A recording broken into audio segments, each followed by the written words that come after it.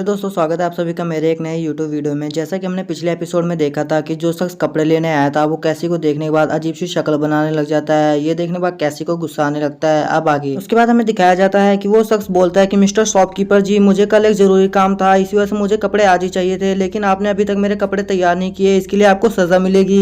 तभी वो शॉपकीपर बोलने लगता है कि प्लीज सर मुझे माफ कर दीजिए, मुझसे गलती हो गई है। लेकिन वो शख्स कुछ भी नहीं सुनना चाहता था। वो बोलता है कि तुम्हें सोने के 2 बक्से भर के पैसे देने पड़ेंगे और अगर तुम नहीं दे पाए तो तुम्हें सजाए मौत दी जाएगी, ये मेरे ऑर्डर्स हैं। ये सुनने के बाद वो शॉपकीपर अपने पास से थोड़ा सा गोल्ड निकालता है जो कि उसे वुहांग ने दिया था। उसके बाद वो शॉपकीपर बोलता है कि मैं अगले महीने तक आपको 2 बक्से भर के गोल्ड कॉइन्स दे दूंगा। लेकिन जो कपड़े लेने के लिए आया था वो शख्स मान नहीं रहा होता है और वो बोलता है कि तुम मेरे साथ आओ, मैं तुम्हें सजाए मौत दूंगा, तुम्हें आग में जलाकर जान से मार दूंगा। तभी वुहांग बोलता है कि हे, तुम यहाँ पर कपड़े खरीदने के लिए आए हो, ना कि किसी को जान से मारने के लिए, इसीलिए तुम उन्हें जाने दो। ये सुनने के बाद लोंगियन बोलने लगती है कि आखिरकार वुहांग तुम कर क्या रहे हो, तुम यहाँ पे लड़ाई करना चाहते हो, हमारे साथ मैडम कारना भी नहीं है, हम भला उससे नहीं जीत सकते। तभी वुहांग बोलने लगता है कि मुझे कोई फर्क नहीं पड़ता कि ये कौन है, वैसे भी मैं तो इसे जानता भी नहीं हूँ, ये मेरा क्या बिगाड़ लेगा, मैं इसे हरा दूंगा। ये सुनने के बाद वो शख्स अपने मैजिक का इस्तेमाल करने लग जाता है और बोलता है कि तुम्हें सच में लगता है कि तुम मुझे हरा दोगे, तो तुम्हारी गलत फैमिली को मैं अभी दूर कर देता हूँ, आओ मुझसे लड़कर देखो। तभी कैसी गुस्से में आ जाती है और बोलती है कि ठीक है, वहां के बदले मैं तुमसे लड़ूंगी और तुम्हारा तो मैं मुंह तोड़ दूंगी। और कैसी बोल रही होती है कि आज तुम यहाँ से जिंदा नहीं जा सकते। तभी उन दोनों के बीच में कोई तीसरा शख्स आ जाता है और वो बोलता है कि तुम दोनों पहले प्लीज रुक जाओ, और वैसे भी तुम दोनों की लड़ाई की वजह से ये दुकान तबाह हो जाएगी। उसके बाद हमें दिखाया जाता है कि वहां सोच रहा होता है कि आखिरकार ये कौन है जो हमारे बीच में आ रहा है। तभी वो तीसरा शख्स बोलता है कि मेरा नाम कार्लोस है और मैं यहाँ के प्राइम मिनिस्टर का बेटा हूँ। मैंने यहाँ पर बहुत सारा मैजिक महसूस किया था, इसी वजह से मैं यहाँ पर आया हूँ और अब से हम इसे कार्लोस ही बुलाएंगे। तभी कार्लोस उस शॉपकीपर के पास जाता है और उससे बोलने लगता है कि आप मेरे कार्ड का इस्तेमाल कर लीजिए, इससे आप अनलिमिटेड पैसे इस्तेमाल कर सकते हैं। तभी हमें वुहांग को दिखाया जाता है। वुहांग शॉक में होता है कि भला शॉपकीपर पैसे क्यों दे रहा है, इसमें तो शॉपकीपर की कोई गलती ही नहीं है। वुहांग शॉपकीपर को रोकने वाला होता है कि तुम उसे पैसे मत दो, लेकिन लोंगियन ये देख लेती है। तभी लोंगियन वुहांग के पास जाती है और वुहांग का मुंह बंद कर देती है। उसके बाद हमें दिखाया जाता है कि जो शख्स कपड़े लेने के लिए आया था उसे उसके पैसे मिल जाते हैं, इसलिए वो वहां से जाने लग जाता है। लेकिन तभी वुहांग शॉपकीपर के पास जाता है और उसे बोलने लग जाता है कि तुम उसे ऐसे कैसे जाने दे सकते हो, उसे रोको, वो तुमसे ऐसे पैसे कैसे ले सकते हैं, तुम्हारी तो इसमें कोई गलती ही नहीं थी, उसे मत जाने दो। दूसरी तरफ शॉपकीपर डर रहा होता है कि कहीं वो पैसे मांगने गया और उसे ही जान से ना मार दिया जाए।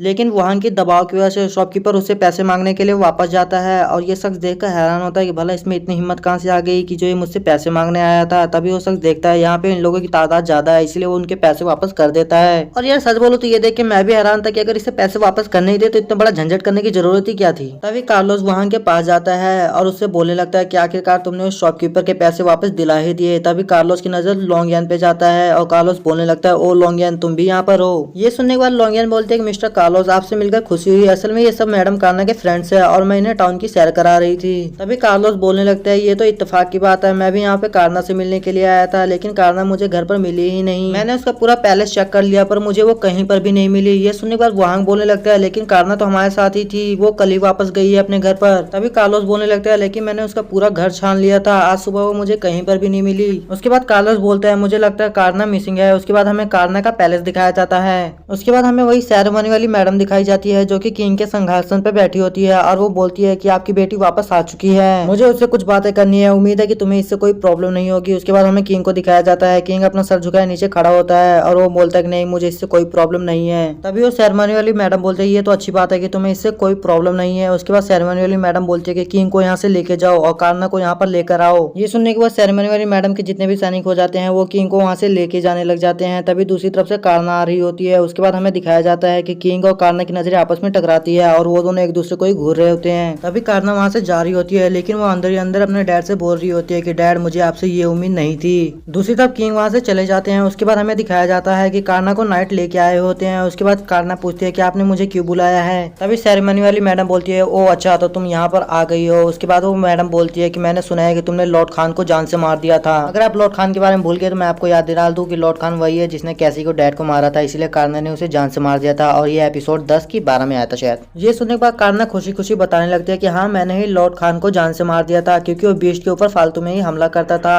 तभी वो सेरेमनी वाली मैडम गुस्सा करने लग जाती है और वो बोलती है कि तुम्हें पता है कि हमारे खान फैमिली के साथ कितने अच्छे संबंध थे, लेकिन तुम्हारी वजह से वो सारे संबंध बेकार हो गए। तभी कारना को भी गुस्सा आने लगता है और कारना बोलने लगती है कि लॉर्ड खान वहाँ के मासूम लोगों को जान जान से मार देता था, इसलिए मैंने उसे जान से मार दिया था। तभी सेरेमनी वाली मैडम बोलती है कि तुम्हें खान फैमिली से माफी मांगनी पड़ेगी। ये सुनने के बाद कान्हा बोलती है नहीं, मैं बिल्कुल भी माफी नहीं मांगूंगी। तभी कान्हा बोलती है कि मुझे पता लगा है कि आप बीट्स के ऊपर और विजार्ड्स के ऊपर हमला करने की तैयारी कर रही हैं। दूसरी तरफ कान्हा बोल रही होती है कि आखिरकार ये मैंने क्या बोल दिया। उसके बाद हमें उस सेरेमनी वाली मैडम का चेहरा दिखाया जाता है। तभी वो बोलती है कि तुम कुछ ज्यादा स्मार्ट हो और तुम्हें ये सब कहाँ से पता लगा। और वो सेरेमनी वाली मैडम अपनी ही तारीफ किए जा रही थी कि इस सिटी के अंदर मुझसे अच्छा कोई नहीं है और मुझसे बेहतरीन कोई नहीं दिखता। तभी उस सेरेमनी वाली मैडम अपने नाइट को इशारों में ही कान्हा के ऊपर हमला करने के लिए बोल देती है। ये ऑर्डर मिलते ही वो नाइट भी कान्हा के ऊपर हमला कर देता है, लेकिन कान्हा उसके वार से बच जाती है और नाइट को ही रोक लेती है। ये देखकर नाइट भी शौक में होता है कि कान्हा ने उसके वार को रोक लिया होता है और नाइट को भी यकीन नहीं आ रहा होता है कि वो इतनी आसानी से बच कैसे गई।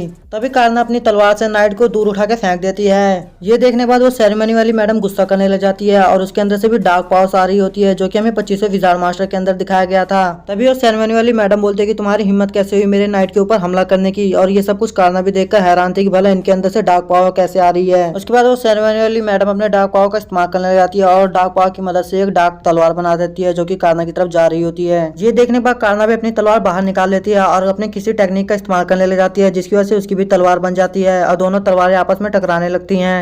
लेकिन तभी कान्हा की तलवार टूटने लग जाती है और उस टाइम पे उसे वहां की याद आ रही होती है और वो सोचती है कि काश मेरे साथ वहां होता। तभी कान्हा की तलवार पूरी तरह से टूट जाती है। उसके बाद कान्हा भी जमीन पर गिर जाती है। उसके बाद वो सेरेमनी वाली मैडम कान्हा के पास आती है और कान्हा को बोलने लगती है कि वाह तुमने बहुत अच्छी कोशिश की, लेकिन तुम मुझे नहीं हरा सकती। तभी वो सेरेमनी वाली मैडम अपने डार्क पावर का इस्तेमाल करने लग जाती है और डार्क पावर की मदद से एक चेन सी बना देती है और वो कान्हा के हाथ को बांध देती है और तभी वो कान्हा के पैर को भी बांध देती है। उसके बाद हमें दिखाया जाता है कि कान्हा के हाथ और पैर दोनों ही बन चुके होते हैं। उसके बाद हमें दिखाया जाता है कि वो अपने मैजिक का इस्तेमाल करती है, जिससे कि कान्हा उड़ जाती है और उसके बाद कान्हा कहती है कि मुझे यहाँ से जाने दो। ये सुनने के बाद वो सेरेमनी वाली मैडम बोलती है कि तुम यहाँ से नहीं जा सकती क्योंकि तुम बहुत सी चीजें जान चुकी हो, इसी वजह से मैं तुम्हें अब कैद करके ही रखूंगी। ये सुनने के बाद कान्हा बहुत ज्यादा निराश होने लग जाती है और वो उदास हो जाती है। उस टाइम पे उसे वहांग की याद आ रही होती है और वो सोचती है कि वहांग तुम जहाँ कहीं भी हो, उम्मीद हो कि तुम ठीक हो और शायद अब मैं तुमसे कभी भी नहीं मिल पाऊंगी। शायद मुझे अब सारी जिंदगी कैद में ही रहना पड़ेगा। उम्मीद है तुम जहाँ कहीं भी हो खुश रहो। और ये एपिसोड हमारा यहीं पे एंड होता है। तो मिलते हैं और किसी वीडियो में। वीडियो अच्छी लगी हो तो वीडियो को लाइक कर दो और चैनल पे नए हो तो चैनल को भी सब्सक्राइब कर दो।